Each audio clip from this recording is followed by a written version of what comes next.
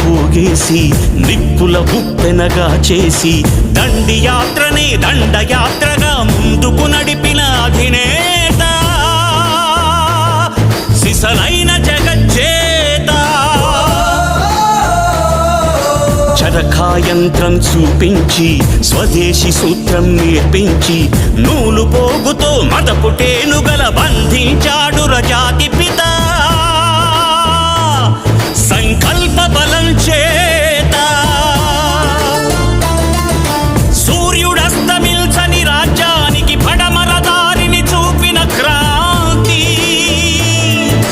తూర్పు తెల్లారని నడి రాత్రికి స్వేచ్ఛాభానుడి ప్రభాత కాంతి. పదవులు కోరని పావనమూర్తి హృదయాలేలిన చక్రవర్తి.